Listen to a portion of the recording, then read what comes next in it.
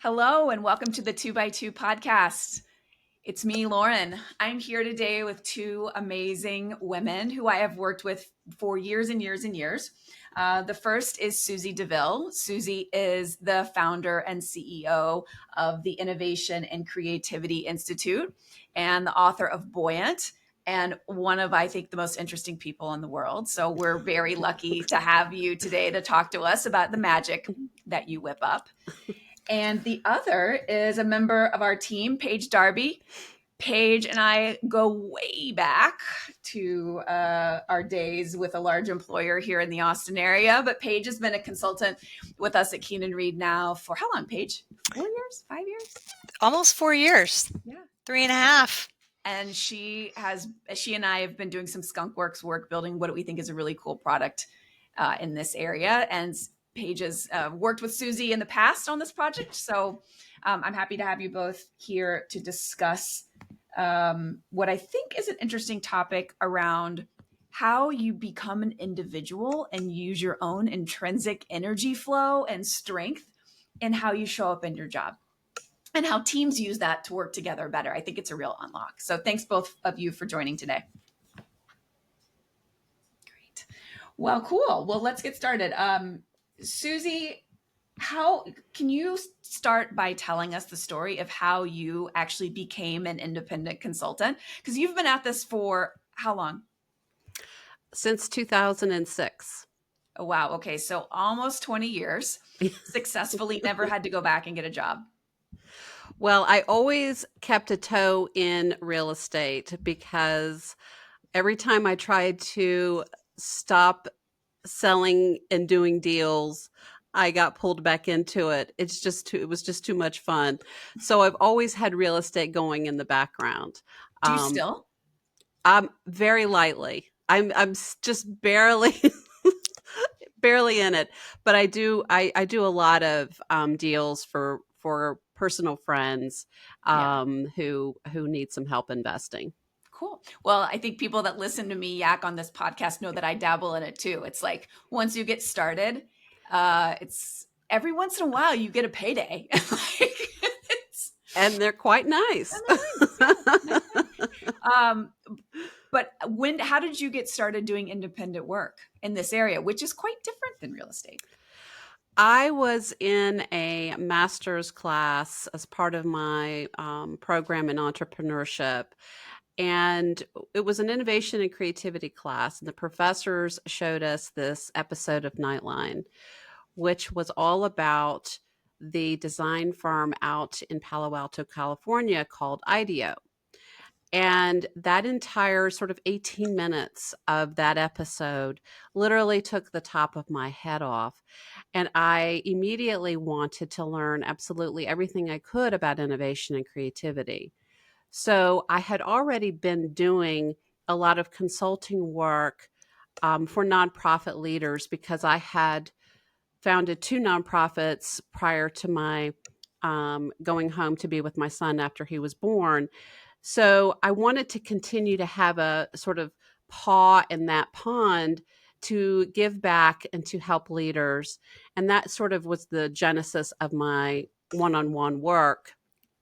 And then when I brought in innovation and creativity into that world, it really shifted things dramatically and put me on this path that truly had one of the most impactful and energizing kinds of ripple effects through my personal life as well as everything in my career.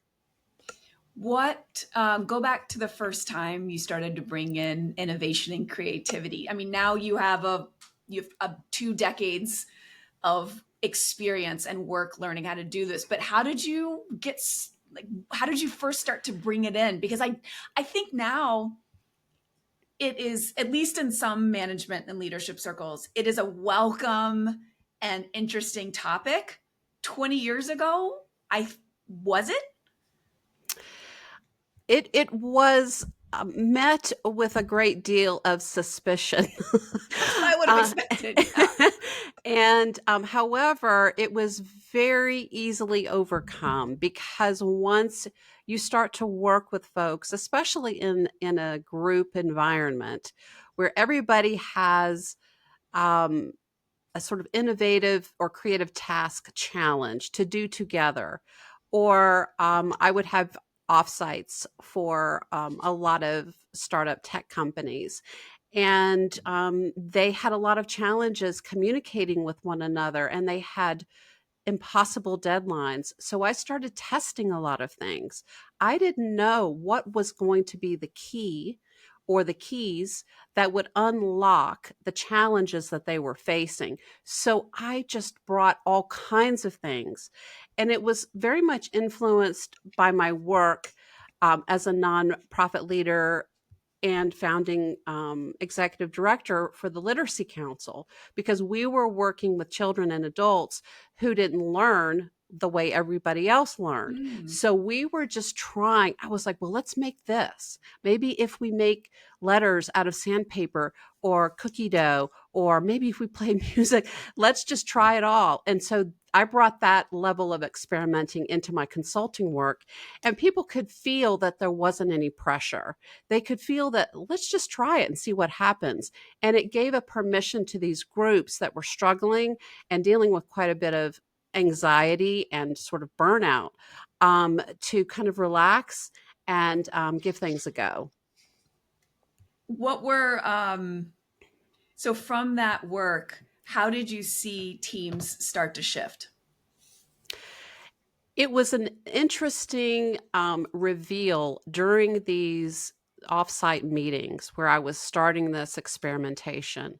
And I could see people starting to, what felt like for the first time in their group, to become a lot more vulnerable and honest with one another. And they developed a language around which they could have a sort of a huddle of problem solving. And that propelled these groups into taking bigger risks, but not, leaping off the chasm without a plan. But they were able to tolerate uncertainty to a very different kind of degree and marry that with a sort of fierce strategic plan.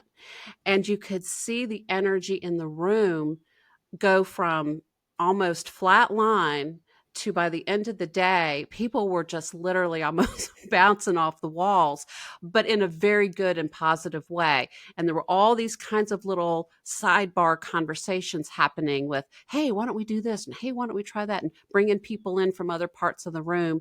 It was already working in just a short period of time. Did you work with any of these clients over long periods of time? I did. And it was interesting to see the longitudinal effects of this. There was one company in particular who kept bringing me back, and I would work with the team, and I would also work with the executive leaders of the organization, both privately in one-on-one conversations and in groups. And they ended up winning several awards for innovation and doing incredibly well. But the stories were very similar throughout, where retention stopped being an issue for companies. People were much more sort of available to devote energy and passion and creativity into their work, and they were staying longer. So there wasn't this revolving door that they had been grappling with previously. Yeah. So what I heard you say is the first thing that you saw was an unlock in the interpersonal connections between the people in the room, which they were using to solve work-related problems. Then that has all sorts of follow-on effects in terms of ability to be creative, to harness those ideas, to get fulfillment out of that in their jobs. It's really interesting. So Susie and I first worked together, gosh, it was probably like 4 years ago through my own personal kind of journey of self-discovery. And then we've also worked together with her helping me hire for our own team, which was hugely helpful in like just cutting through the first 90 days of getting to know someone and understanding style. Like, I'll be the first to say I have a very unique and my own way of doing things. And I think it's often easy for people to misinterpret, especially some types of people that just have other ways of thinking. You'll call it quick start, but like I'm abrupt and I object people and like I interrupt people. And that's just because I like to go fast. It has nothing to do with judgment, but like someone else can perceive that differently. So it's helped cut through that. And then we worked together on client work too. We brought you into a team at Microsoft. That team, by the way, ended up being my observation of all of the teams in the organization over 3 or 4 years, the most gelled and innovative and functional team across the whole org. In fact, the first offsite that they had that was offered in person, hybrid and in person, there was no travel budget, right? Like tough times. That team was based all across the US and in Costa Rica. And they all flew in on their own dime and got an Airbnb because they really wanted to be together. It was amazing. A little problematic because how do you don't want to set the tone that you should be flying on your own dime, but I don't think they had an issue with it at all. So I have seen all that to say, we have seen this work firsthand. My question for you is this: why does it work? Like, what are the reasons? Help the scientist understand what's going on in people's minds when you're influencing them to be okay to be creative. We have been taught from birth that creativity and or considering ourselves to be an artist is for a very select few. That if somebody didn't kind of walk past you at birth and tap you on the head with a magic wand, that world is not for you, it's for somebody else. And so when we are challenged in our work, whether it is within a corporation or as an entrepreneur or as a parent or a volunteer on a board, anytime we're challenged to innovate or ideate or tap into our imagination or create something, there is almost this curtain that falls that feels this is a world that's not for me. I don't have those skills and talents. Look at somebody else for that. So the first thing that I love to do with clients is to bust that myth and assure everyone right off the bat that we all have vast amounts of innate creativity. There's nothing that we need to go out and get. It's already in us. And our job is simply to sort of go on an archaeological dig of the self to remove the old layers of cultural beliefs and come down to our authentic self and now try some of these practices. And I will start a client engagement, whether it's a group or one-on-one, oftentimes with just a quick exercise so that people can feel in their bodies the difference. What happens when you leave this very left, linear, practical, rational part of our mind and move over into the right hemisphere where we're much more holistic in our thinking. We're creative. We are much more of an explorer. And we need those trains running on time parts of us that live over there in that other part of the brain. But we often don't spend much time at all in that other world. And that is a place where, with just a little bit of what I call moving your hands and making something, just a simple exercise, can send that taproot down into our intuition. That starts to unlock something in us that is almost like a pond that has been frozen over our whole lives. And now all of a sudden, we're connected to the subconscious mind, what I call the creativity back channels. And just through very peaceful, non-stressful moving of the hands, in 3 minutes, we can come up with ideas or insights that had previously eluded us. So what that does for a person is all of a sudden go, oh, there is a whole nother world of possibility available to me. I just need to have someone to guide me to it. I have it, it's all in me. I just need some guidance on how to tap into it on a consistent basis. What's an example of one of these like creative activities that you do to get people in that thinking in that mode, like switch their brains on? Yes, one of my favorite things to help people with right out of the gate is to come up with a question for the group. And sometimes it depends on what the group is. But let's just say my question is something around how to get out of stuck on the XYZ project. Maybe it's at a standstill and we're frustrated. So I will give them what's called a neurographics exercise, which is something that was developed by a Russian psychologist by the name of Piskarev. And this is just a very easy creating of a rectangle, and then inside the rectangle you make these different kind of loop-de-loops with a pen or a pencil, and then you can come back in those individual cells and create little patterns or shading, or if you want to zhuzh it up, you can use color. But we're just literally moving your hands. We're not making art.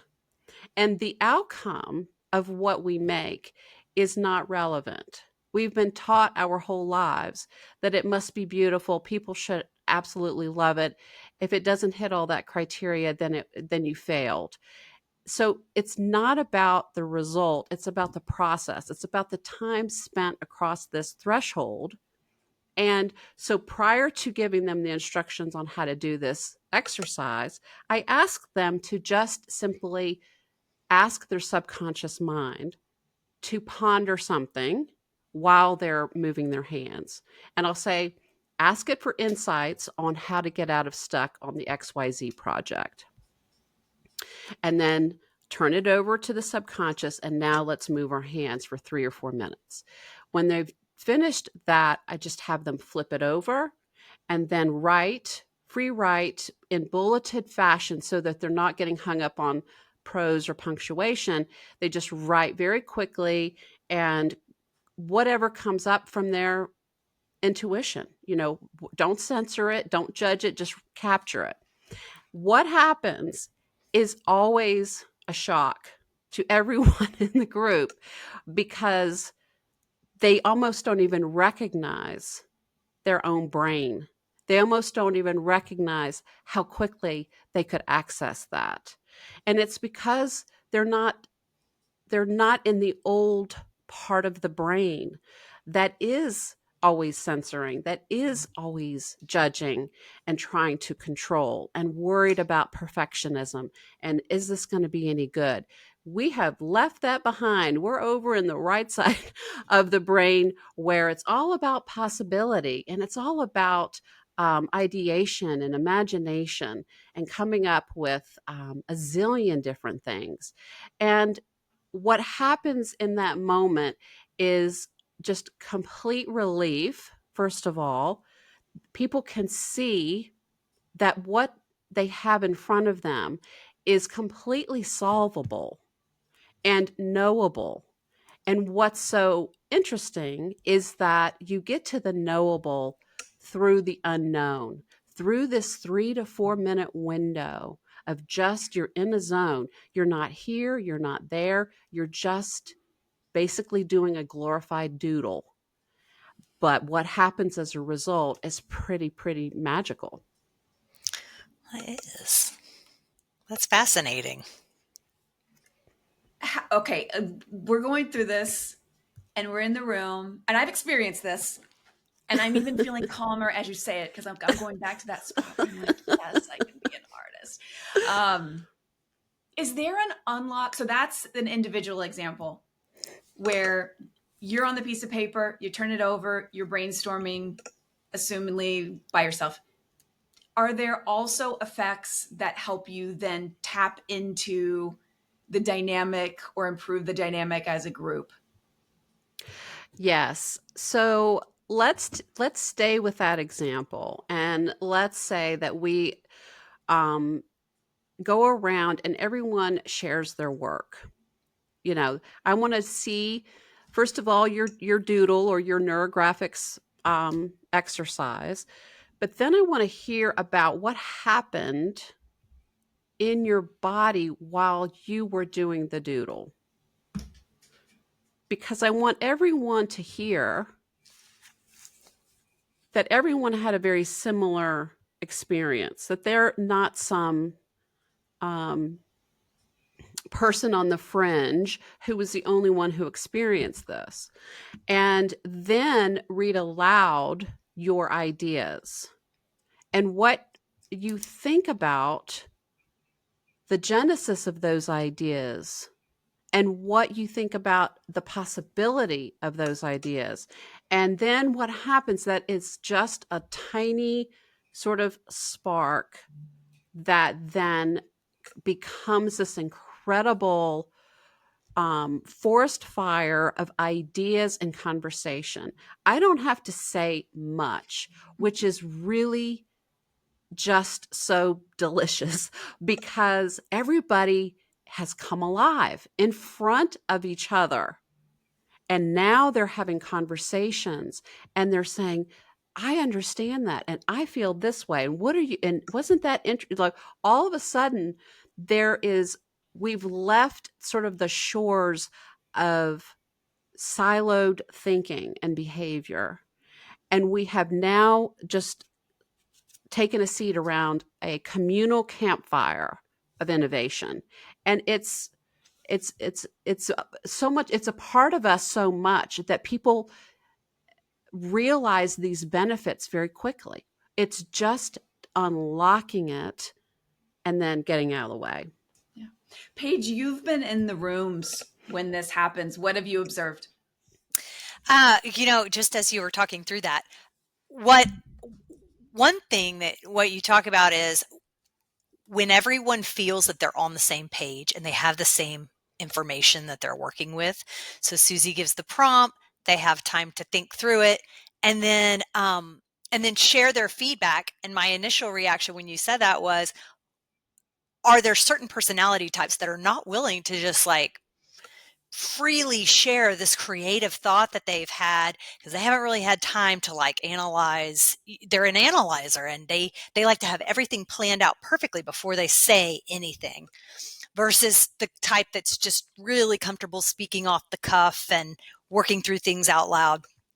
And so that's what comes to mind here, is that an exercise like that puts everyone on the same level playing field with the same information perhaps opens up the ability for those folks that like to be so planned out to engage more freely in the conversation because they feel like we're all on the same playing field. This is such an incredibly important point. One of the things that I do at the very beginning, before I throw anybody into the art exercises or the neurographics exercise or whatever it is, I always preface it with, there's no way to do this incorrectly. It's impossible to do this incorrectly. Number two, if you are an introvert and you would rather not share I've got you. It's okay. No worry. I'm not going to force somebody to speak. And because I know you're going to be dreading being called on. And then 3/4 of your brain is going to be all wrapped up in anxiety and worry.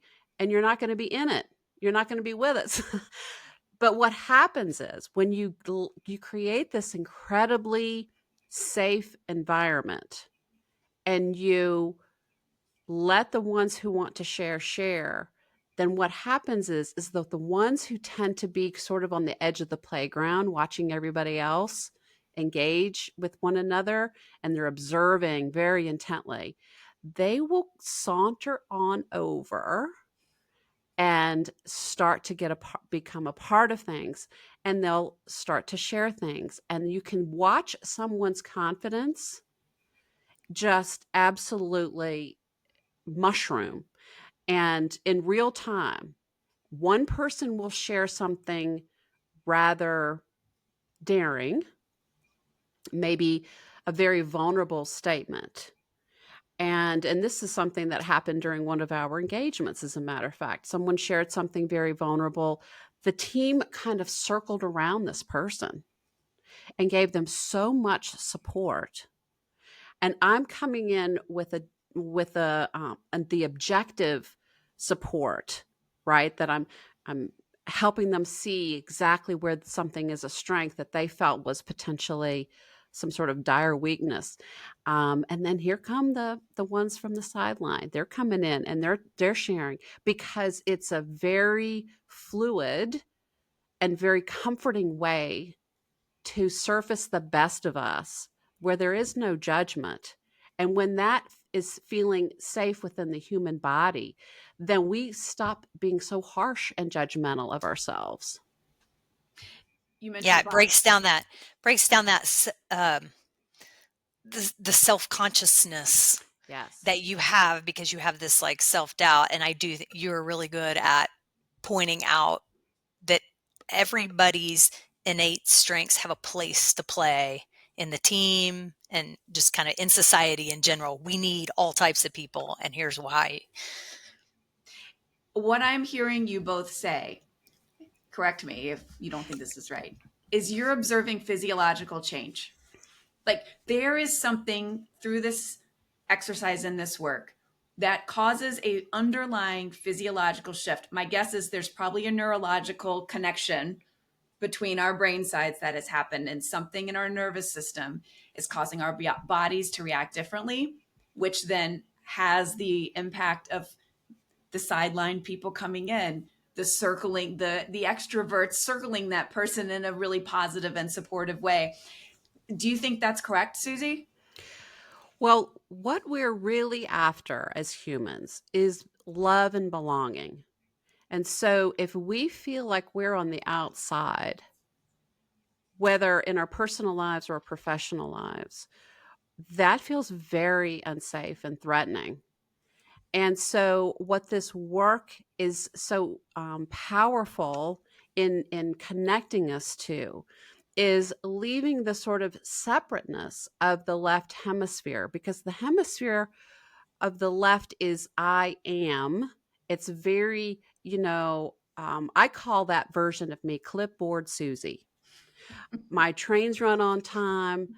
I've got my stuff together. My ducks are lined up and color coded. It is dialed in. And that's great.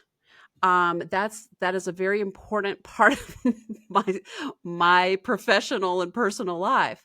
But the other part, which I call my explore Susie self, this is a person who's much more able to take these detours and explore more.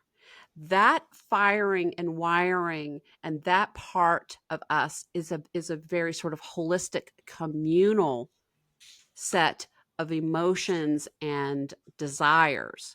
And you're correct, because when we spend time over there, we're just sparking what is just such a natural human part of us. Again, it's already there within us. We just don't access it very often. And so And just to your point about a physiological shift, I taught a webinar earlier this week, and I had a woman who was very frustrated, very frightened, and she almost had kind of like a gray sort of toned to her face, and just all her kind of her energy. And I was like, I could just tell how much support that she needed. By the end of that webinar, I looked over, because I have my little Brady Bunch squares on Zoom, and I looked over at her. Her entire face had shifted. Her cheeks were rosy. She had aged backwards about 10 years. And I pointed out, I was like, everybody look at so and so. She she has had a complete energetic makeover. And she looked at herself in the monitor, and she was like, oh my God. I mean, so it's absolutely magnificent what happens. There is something that gets stirred up in us, and it feels ancient and sacred, and it feels like us. It feels like the truth of us. And it feels so absolutely energizing to feel, to not only be able to recognize it in ourselves, but to have other people see it. Mm-hmm. That's where the team starts to go into just the absolute stratosphere. Taking this back to your longitudinal observations, that moment is a catalyst for the whole team. How have you seen successful teams maintain that over time? Because I imagine, there are some that backslide, right? There are some cultures, especially corporate cultures, where this is a lot of woo-woo, right? Like, how do you maintain that? Oh, totally. So how do people take it? What do the best do to take it forward? It is really important for us to come home to ourselves on a daily basis. And what I mean by that is to have a practice or a few practices that allow us to hear ourselves think, remember who we truly are, do the things that bring us alive. Because those shifts that begin within the individual and then also the team do have a very long and enduring and indelible energy to them. If there are new people coming into the group and the culture isn't cognizant of how that can throw the dynamics off, and if the individuals aren't doing just some kind of just very basic daily practice, then it's easy to get pulled back into old habits. Drift. That is a very natural human phenomenon that we have all wrestled with in some form or fashion. So the ones who have the great success over the long term have really brought into their sense of self the knowing that they cannot just exhale constantly. They have to also breathe in what brings them alive. They have to connect with art, beauty, nature, the people with whom they have in their families, people they love, their friends. All of that inspiration practice is vital to continuing to have the energy and the willingness to continue to protect what they have already remembered and created within themselves and within the team, and especially when things get bumpy within the organization or within the market. All of that makes sense from an individual level. How does a corporate leader in a corporate culture encourage that individual behavior? The most important thing is to live it and do it yourself. Yeah, modeling. And that means taking a 2-week vacation and not having 400 pieces of equipment. You can have 1 or 2, But you can't bring the entire office with you and say, well, I did my 2 weeks. I mean, I basically sat, in the sun and worked the whole time. But no, I'm talking about booking something that the team underneath you goes, wow, Yeah. that's amazing. That is incredibly inspiring in and of itself. But then also, and you don't have to walk around announcing all the great things that you're doing. People are going to see and feel from you what you do to protect and optimize your energy. And they will want to have that in their lives as well. So if you think about the best practices for um, influencing behavior of any kind, it's through that kind of modeling. People are saying, "What are you doing? What's all that about?" And then they're going to be believers in the um, the possibility of change for themselves. And I would also say recognizing others. If you're an executive and you're not the best at doing that, but if you are verbally recognizing others who do that, and encouraging the rest of your team to do it. So it's, probably kind of a three-pronged approach. Model it yourself, recognize others who are doing it well, and encourage the team just verbally to do it, to find that balance, to tap into their creative side, preserve their energy by leveraging their team members who perhaps, doing certain work activities isn't draining for certain people. They love it. They're schedulers. Give me the project plan. I would love to create a plan, or give me all the emails to write because I love to write, but leveraging your team to do the things that drain energy from you so that you can preserve your energy to do the things that just reinvigorate your energy. This is a good point around energy and leveraging, like, understanding first, self-awareness of your intrinsic energy flows, because you can't ask other people to do that if you're not first aware that draining, that, where you are motivated and drained. The second is then being aware of the other energy pockets of energy and the black holes of energy on the team. So as a unit, you can distribute. It's interesting. I was having a conversation with my chief group about leadership. And leading teams of people is one of my biggest energy drains. So I don't ever want to do it. Like I've actually built a fantastic business model where I never have to manage people. Like I built the whole thing around that.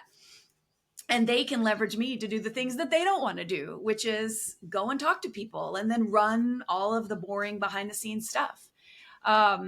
Paige, in your examples with the groups you've worked with on projects like these, how have you seen them kind of gel around the distributing of the energy across the team? And what does that like path of awareness look like? I think that initially, especially groups of leaders, so you get kind of like all your executives, you got the CFO, the head of marketing, the head of HR, the CEO is in the room, so their boss is in the room. They come in, everybody's kind of playing their role, right? They're not, I wouldn't call them self-conscious because they're leaders and they got there for a reason. They're confident in themselves, but they're a little bit on the defense of like protecting their, reputation. And so when Susie comes in, she's talking through all these kind of deep parts of their personality that others don't quite know.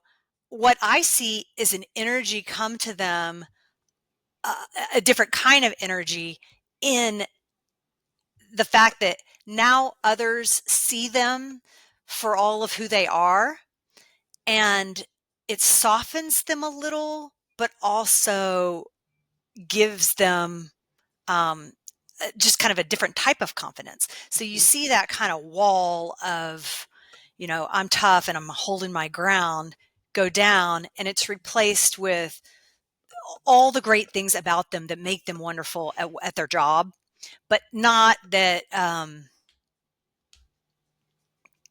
that they've been, I guess, traditionally recognized for. So now it's like my team now sees me for who I am, and I love that. I don't have to hide that I don't like leading people anymore. Like that's how I feel about it. It's like seriously, the last 6 weeks where I'm like, I think I can say this in public.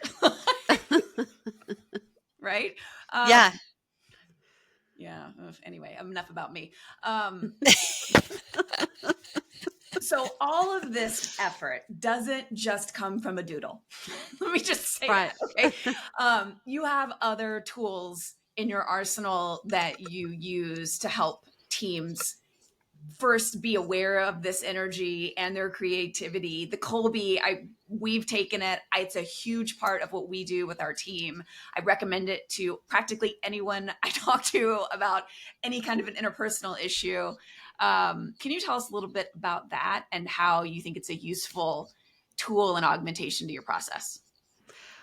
I first took the Kolbe about 13 years ago at a time when I was working 7 days a week, and I was doing so much work that was draining my energy that I had very little time and energy left to do the work that would build my enterprise and amp up revenue.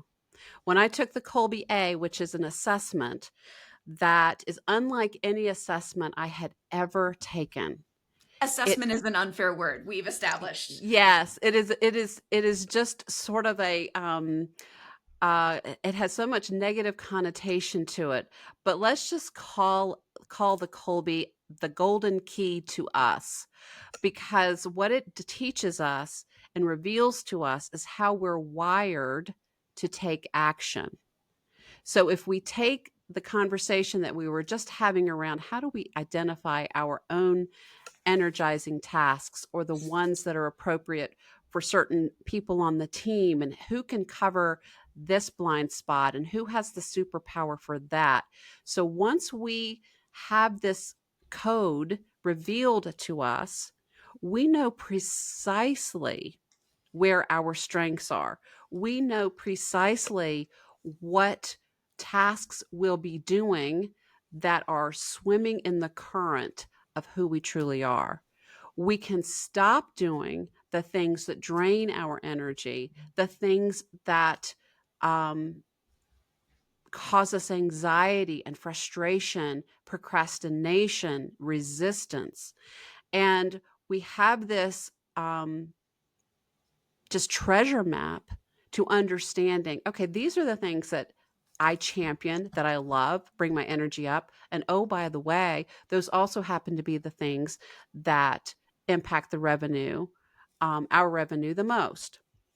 So when I took this information and I analyzed the tasks I was doing, and I hired someone to take all the things that were on my plate that I wasn't either good at or didn't like to do, and I stayed in my zone of high energy and high competency and delight, I was able to, in 6 months, go from working 7 days a week to 4 and quadrupling my income. And I haven't looked back since. I use this information quite literally every single day. It now just kind of runs in the background, but it's always kind of my hell yes, hell no filter. So if you want to experience in real time your energy going through the roof, as well as your productivity, as well as your creativity, then you just get really good at that's a yes, that's a no, that's a yes, that's a no. And you know that information. You can make those decisions with confidence because you know how you're wired to take action.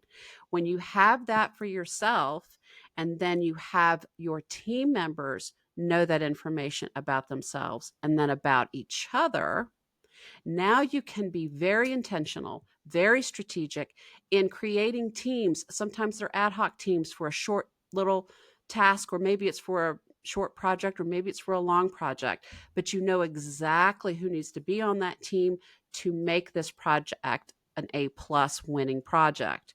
And it really helps with communication because you have now a shorthand for how people hear information, how people need to share ideas, how people create systems, how people manage information.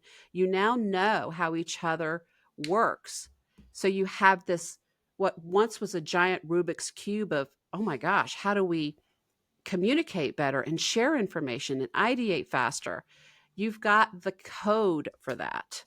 And so just as what happens when we're doing an exercise in a retreat, for example, and people can now start to see themselves and each other and how amazing that experience is and how empowering it is. Now you have this other layer, which is just this magic carpet ride of self-knowledge and team dynamics that makes you a winning force in the market. Amen. Paige, what was your Kolbe story? Like, you've taken it. Like, what did it share with you? What did you take away from it? She's smiling if you're not watching us on video. Well, I'm like, what was mine? I am not a planner. Like a double, triple check kind of No, you were not. person. I just don't, I enjoy the coming up with ideas and being creative and coming up with, a million different ways to do things that might work and thinking about why they might work. And being with people and energizing people around a goal. And then the other thing that I think is real interesting that came out of, that I've seen kind of as Susie does her work with teams, and you think about what you really like. I mean, I really like spreadsheets. I like to, I kind of go back to my first job, which was being a financial analyst. And, that's just like something I feel comfortable with and I kind of enjoy doing and finding the answer and having it all tied up with a nice bow. And I am not, I'm not super comfortable being I like making things up, just kind of, which makes me feel like may not be very good at selling, but I don't know. This is why Paige and I are a great team in this stuff. I know. Because so mine that I took away was it was really interesting. And when I took it, what I felt like, so let me go back to how I took it. I took it on my phone while I was getting a pedicure. Okay. So this is not like, to your point around it not being hard, like it's on your phone. You can get a pedicure while you do it. Like it's fun. It's a fun exercise. I took away that I am always looking for very specificity when it comes to data. I'm going to ask questions, the 5 whys. I'm going to get to the gnat's ass about why something happens. And that's qualitative or quantitative. I'm just going to dig and dig and dig until the other person burns out. But then on the other hand, I am very, very, very comfortable making broad generalizations. And so what those two things unlocked for me, I was like, yes, that is why I'm good at my job. Like it was like so clarifying. I was like, all these years I've tried to figure out why I have this special skill. And it was because I can operate at the two ends of the circle and bring them together to tell stories, informed by the real information, right? Like my generalizations are pattern recognition based on real information. And I, unlike Paige, I have no issue flying by the seat of my pants. So it makes me sound very confident when in fact I'm just making a good guess. But all of those things, it helped me think through. And I took this, by the way, when I was still doing consulting work. So it really helped me with my clients to say, this is what I do. this is what I am uniquely skilled at doing. And now let me tell you the examples of how I've done that and why that works. And all of a sudden it now allowed me as an independent consultant to go from gobbledygook, yeah, I'm just good at solving problems, la la la, to saying, I do this very specific thing, and this is what I do. And it helped me in my work shoot ahead. It also helped me get more efficient because it helped me let go of a lot of the things that I'm not so great at. So fast forward, let's call it 5 years. It has helped me evolve what I want to do, because I always have believed you lean into your strengths. Don't worry about your weaknesses, and supplement others in those areas where I'm, maybe not so skilled, such as bringing a team of people along to achieve a goal, right? Not so great. And it helps me seek out the people to be my complement in those areas. So I think it's, for me, I guess my takeaways are, yes, everything we've said today around why your work around creativity and intrinsic strengths and energy flow is a huge unlock for teams and their dynamic in making decisions faster, innovating faster. But it is also an unlock for independent consultants. I just want to make that point, because the audience that I hope listens to us today is that independent consultant audience. So this, yes, so something you bring to your clients, especially those of you who are doing people-related roles. But it's useful for you. Susie, you had a very great idea about sharing some of this magic with the world. And I said, yes, I think it's great. We're going to do a webinar on July 17th at 12 p.m. Eastern, 9 a.m. Pacific, where you're going to walk through the codex to the Kolbe. So we'll put the information about that out in our newsletter here in the show notes. You can find it on my LinkedIn, and I'll share it with these two ladies too to find it on their LinkedIn. The ask is that for folks, take the Kolbe before you come, so you can use that time to interpret your own results and hopefully capture some of this magic for yourself. So thank you, Susie, for bringing that idea forward to us. Oh, thank you. And thanks for coming on today and spending the time with me. It's always such a pleasure. And I kind of want to do a before and after screenshot of what we looked like before and then what we looked like after, based on your anecdote about the woman in your workshop, to see, like, we were gray and wrinkly and now we're all 26. We'll see if the team can make that happen. But yeah, thanks. I want to leave us with where you can find Susie. So again, you're the CEO and founder of the Innovation and Creativity Institute. Do you want to share you're on LinkedIn, Susie DeVille.